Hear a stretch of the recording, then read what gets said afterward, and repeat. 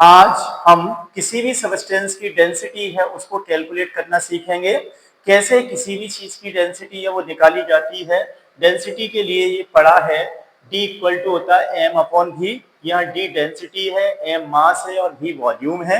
ये कैसे निकाला जाता है इसको हम एक्सपेरिमेंट के माध्यम से प्रूव करेंगे। इसके लिए आवश्यकता है, ये है स्प्रिंग बैलेंस, देख सकते हैं ये स्प्रिंग बैलेंस है, ये स्प्रिंग बैलेंस। और इस स्प्रिंग बैलेंस ये फ्लेक्स, ये इस तरीके से ये फ्लेक्सिबल होती है, स्प्रिंग लगी है और इसके ऊपर दोनों चीज है। इधर ये मास दिया है ग्राम्स में और इधर वेट दिया है न्यूटन में, यानी जो फोर्स लगेगा वो यहाँ न्यूटन में और ये ग्राम्स यानी मास है। और इसको जीरो पे एडजस्ट किया जाता है, ये जीरो पे एडजस्ट है, ये एडजस्ट लगा हुआ है, इसके माध्यम से ऊपर नीचे करके इसको एडजस्ट किया जाता है।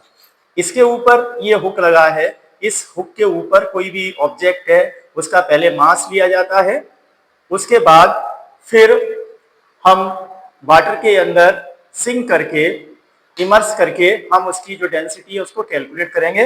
हमारे पास दो ऑब्जेक्ट रखे हुए हैं, एक ऑब्जेक्ट ये रखा हुआ है, इसकी डेंसिटी कैलकुलेट करेंगे और दूसरा ऑब्जेक्ट हमारे पास ये रखा हुआ है, इसकी डेंसिटी कैलकुलेट करेंगे।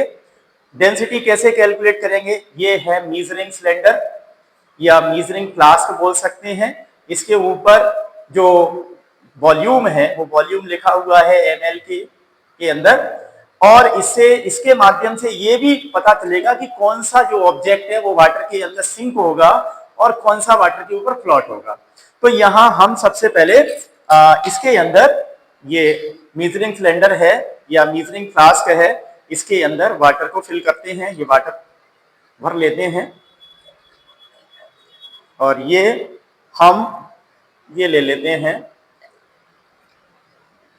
ये पॉइंट लगे हुए हैं इसके ऊपर, ये 100 ml का है और ये एक पॉइंट है वो 1 ml को बताता है। ये यहाँ से लेकर के यहाँ तक ये 10 लाइन है तो ये 10 ml को बता रहा है।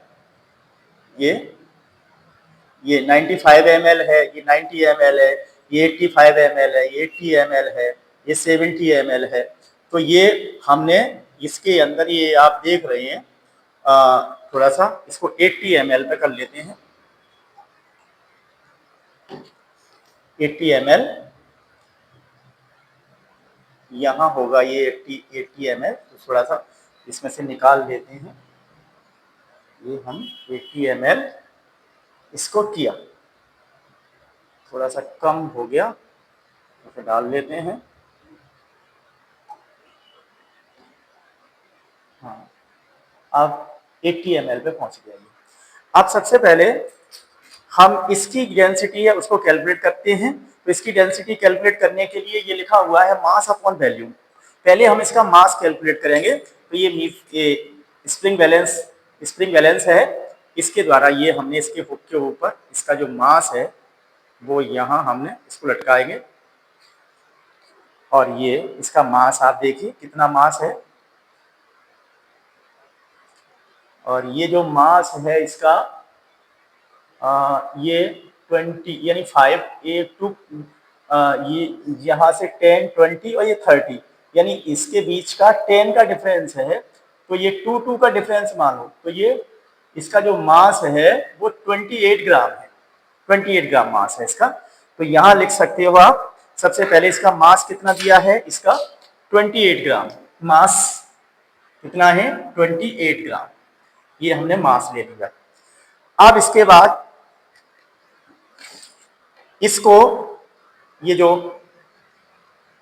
बॉल है आयरन की, इसको इसके अंदर सिंक करते हैं। ये अभी आपने मेजर किया था कितना है, ये 80 ml है, 80 ml है। इसको डुबोते हैं फिर देखते हैं कितने वैल्यू कितना वॉल्यूम चेंज होता है, वॉल्यूम कितना आता है इस आयरन का। ये हमने इसको पानी के अंदर डाल दिया, पानी के अंदर डालो, कितना वॉल्यूम आ गया, 80 से 80 था अभी, और ये वॉल्यूम हो गया आपका ये 85 पे आ गया, 85 वॉल्यूम है इसका, 85 वॉल्यूम। तो वॉल्यूम 85 पे आ गया, यानी 80 था 85 हो गया, तो वॉल्यूम आ गया इसका, वॉल्यूम कितना आ गया 85 और पहले कितना था 80, तो ये कितना आ गया 5 ml या इसको सेंटीमीटर क्यूब में लिखा जा सकता है 5 m सेंटीमीटर क्यूब। अब यहां इसकी डेंसिटी निकाल लेते हैं हम। तो इसकी डेंसिटी कैसे निकालेंगे? तो ये 28, तो यहां रख देंगे, डेंसिटी इसकी निकलेगी 28 ग्राम मास है 28, और वॉल्यूम कितना आया 5। तो यहां इसकी जो डेंसिटी निकलेगी वो 5 5 जा 25, 5.6 ग्राम पर सेंटीमीटर क्यूब। यानी इसकी जो डेंसिटी है वो कितनी निकली 5.6 ग्राम पर सेंटीमीटर क्यूब। और हमें मालूम है कि वाटर की जो डेंसिटी होती है, डेंसिटी ऑफ वाटर, ये जो डेंसिटी है वो वाटर की कितनी होती है 1 ग्राम पर सेंटीमीटर क्यूब। अगर इतनी डेंसिटी किसी सबस्टेंस की निकलती है या इससे कम निकलती है तो वो फ्लॉट होता है, और अगर 1 ग्राम से ज्यादा डेंसिटी निकलती है तो वो वाटर के अंदर सिंक हो जाता है। और यही रीजन है कि हमारा ये जो सबस्टेंस है ये वाटर के अंदर क्या हो रहा है, सिंक हो रहा है। तो इसकी डेंसिटी निकाली। अब हम दूसरा सबस्टेंस है हमारा, इसकी डेंसिटी हम कैलकुलेट करते हैं, इसकी डेंसिटी भी निकालते हैं।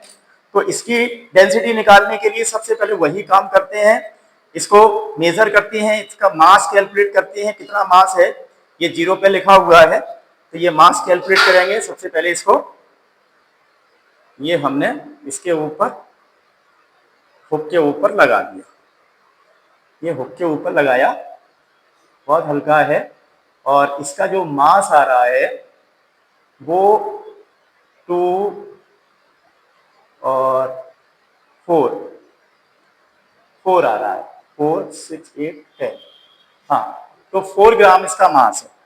इसका मास कितना है, इस सबस्टेंस का मास है 4 ग्राम, इसका मास कितना है 4 ग्राम, 4 ग्राम। अब इसका वॉल्यूम देखते हैं, वॉल्यूम कितना है।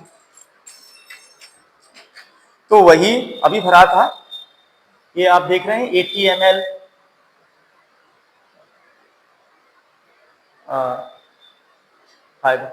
ये अपना 80 ml है, 80 ml। तो इसके अंदर डालते हैं, कितना चेंज आता है वॉल्यूम में। ये हमने इसको इसके अंदर डाल दिया, इसके अंदर डाल दो, ये डाल दिया, और वॉल्यूम ये हो गया 80 से 2, और ये देख रहे हैं आप एक ml का है तो 4 ml, ये यहां तक आ गया 4, तो 4 ml, 4 V इक्वल टू आ रहा है इसका 4 ml, और इसको 4 सेंटीमीटर क्यूब लिखा जा सकता है। यहां आप इसकी डेंसिटी निकालेंगे तो D इक्वल टू यहां निकालेंगे तो 4/4, तो ये कैंसिल हो गया, और ये आ गया अपना डेंसिटी कितनी आ गई 1 ग्राम पर क्यूबिक सेंटीमीटर। तो यहां आप देख रहे हैं वाटर की डेंसिटी कितनी है 1 ग्राम क्यूबिक सेंटीमीटर, और यहां इसकी भी जो डेंसिटी हमारा सबस्टेंस है उसकी डेंसिटी भी कितनी है 1 ग्राम क्यूबिक सबस्टेंस सेंटीमीटर। तो इसी का रीजन है कि ये फ्लॉट हो रहा है, ये फ्लॉट हो रहा है। तो बस अगर किसी भी सबस्टेंस की जो डेंसिटी है वो वाटर की डेंसिटी के इक्वल है या उससे कम है तो वो सबस्टेंस फ्लॉट होता है। अगर उसकी डेंसिटी वाटर की डेंसिटी से ज्यादा है तो वो सिंक हो जाता है। तो ये इस तरीके से हम डेंसिटी कैलकुलेट कर सकते हैं। इसके बाद अगली बार आगे हम